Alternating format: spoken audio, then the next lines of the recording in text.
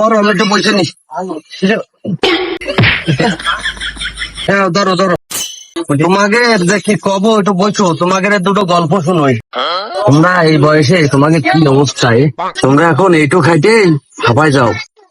তোমাদের মতন বয়সে আমি কনে কনে গেছি জানো? একবার হাঁটতে হাঁটতে ইন্ডিয়ায় চলে গেছি, আর একবার হাঁটতে হাঁটতে ভারতে চলে গেছি। কিন্তু চাচা আমি তো জানি ইন্ডিয়ার ভারত একই। আরে বাবা, আমাদের সময় ইন্ডিয়ার ভারত আলাদা ছিল। খালি শোনো, তোমাকে একটা গল্প কই। একদিন আমি ইন্ডিয়াতে আসতেছি, হাঁটতে হাঁটতে রাত্রির বেলা হঠাৎ করে সামনের পরে 4-5টা বাঘ বাগানতে চলে এসে সামনের পরে আইসে কষ্ট দাঁড়া কোনে যাচ্ছি। বাঘে কথাও কয় চাচা? হ্যাঁ, আমাদের সময় কইতো বাবা বাঘের কথা।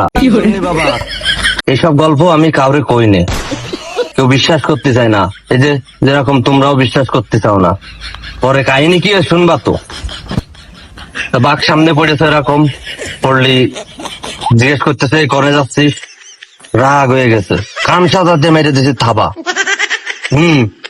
মাইরে দিলি তো মনে করো যে বাঘ কান্তি কান্তি দৌড়।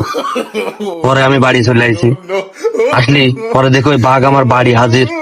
আইসে আমার কাছে পায়ে ধরে মাপ চাই গেল। চাচা আমার বিশ্বাস হচ্ছে না। আরে বাপু, তোমরা বিশ্বাস করতে চাচ্ছ না। দুনিয়া এখন ডিজিটাল, এই জন্য এইসব গল্প আমি কাউরে কই না। থাকো, আমি চলে যাচ্ছি। তোমাকে